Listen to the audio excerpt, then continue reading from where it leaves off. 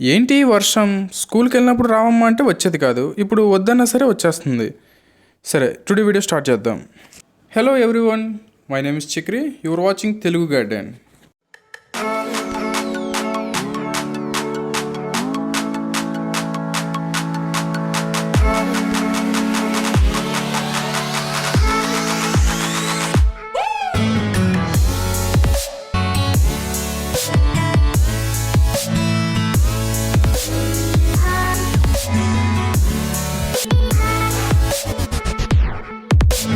ఈ వీడియోలో రైనీ సీజన్లో టిప్స్ ఫర్ గార్డెనింగ్ చెప్తాను, మిస్ చేయకుండా చూడండి. వర్షాకాలం వస్తే చాలు, ఎక్కడ చూసినా నీరు నీరు నీరు. అందుకే మన ఫస్ట్ పాయింట్ ఎక్స్ట్రా వాటర్. మొక్క కుండీలో వర్షపు నీరు చేరడం ఒక ప్రధాన సమస్య. ఇలా నీరు ఎక్కువగా నిల్వ ఉండడం వల్ల నేలలో ఉన్న పోషకాలు కొట్టుకుపోతాయి మరియు మొక్కకు పోషణను అందకుండా చేస్తుంది. అందువల్ల ఎక్స్ట్రా వాటర్ను ఎప్పుడు బయటకు వెళ్ళేలాగా చూసుకోండి. మొక్కలో ఎప్పుడూ నిల్వ ఉండకూడదు. కొన్నిసార్లు ఆలోచించండి, మీరు చేసే కొద్దిపాటి నిర్లక్ష్యమే మీ మొక్కలు చనిపోవడానికి కారణం అవుతాయి.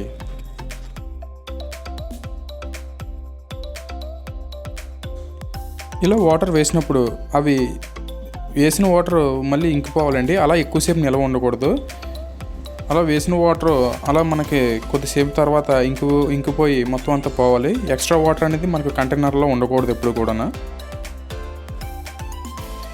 సెకండ్ పాయింట్ ఎర్త్ వామ్స్, వానపాములండి. మీ గార్డెన్లో వానపాములు ఉన్నట్లయితే మంచిది. ఎందుకంటే వానపాములు మట్టిని సారవంతం చేయడానికి నైట్రేట్ను కలుపుతాయి మరియు ఉపరితలం క్రింద కదలడం ద్వారా గాలిని కూడా అందిస్తాయి. ఇది మీ మొక్కలకు అత్యంత ప్రయోజనకరంగా ఉంటుంది. మీరు వీడియోలో చూసినట్లు ఇలాగ కిందన కన్నాలు చేసుకుని ఉంటాయండి. ఈ కన్నాల్లో తిరగడం ద్వారా అవి మొక్కకు గాలిని కూడా అందిస్తుంటాయి.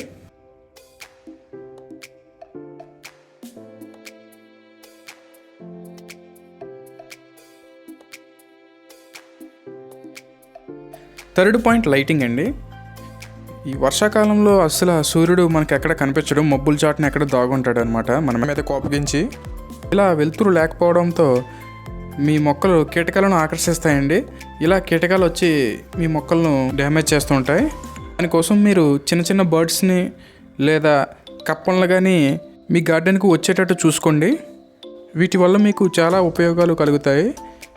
కప్పలు సౌండ్స్ చేశాయంటే నన్ను అడగొద్దు భయ్యా, నాకు సంబంధం లేదు. ఫోర్త్ పాయింట్ కలుపు.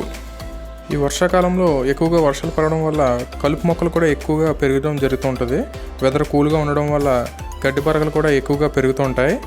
దీనికోసం మీరు ఎప్పటికప్పుడు మీ గార్డెన్లో ఎక్స్ట్రాగా ఉన్న కలుపు పరకలను మీరు తీసేయాలి. లేదంటే కలుపు మొక్కల వలన మంచి మొక్కలు పెరగడానికి అవకాశం లేకుండా ఉంటుంది.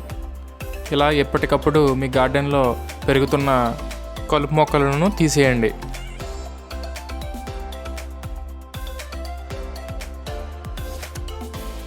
Fifth point remove the damage leaves and stems. ఈ వర్షాకాలంలో ఎక్కువగా వర్షాలు పడడం వల్ల ఆకులపై నీరు ఎక్కువగా నిల్వ ఉండడంతో కొన్ని ఆకులు గోధుమ రంగులోకి మారిపోతాయి.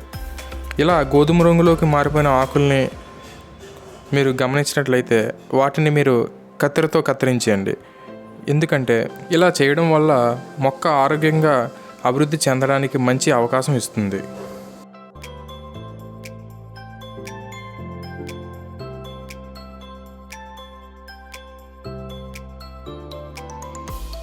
సిక్స్త్ పాయింట్, మీ గార్డెన్కు బలమైన గాలుల నుండి ప్రొటెక్షన్ ఇవ్వండి. లక్షలు ఖర్చు పెట్టి పెద్ద పెద్ద షెడ్లు వేయాల్సిన అవసరం లేదు. ఇలా తక్కువ బడ్జెట్లో కూడా చేసుకోవచ్చు. మీరు వీడియోలో చూసినట్లు ఇలాగా నెట్ని తీసుకొని మీరు బలమైన గాలుల నుండి మీ మొక్కలకు రక్షణ ఇవ్వండి. సెవెంత్ పాయింట్, తడి నేలలపై నడవద్దు. ఈ వర్షాకాలంలో ఎక్కువగా వర్షాలు ఎక్కువ పడడం వల్ల మట్టి ఎక్కువగా తడిగా ఉంటుంది. ఈ తడి నేలపై నడిచినా లేదా పరిగెత్తిన నేల కణాలను ఒకదానితో ఒకటి ప్యాక్ చేస్తుంది మరియు అవసరమైన ఆక్సిజన్ బయటకు వదిలేస్తుంది.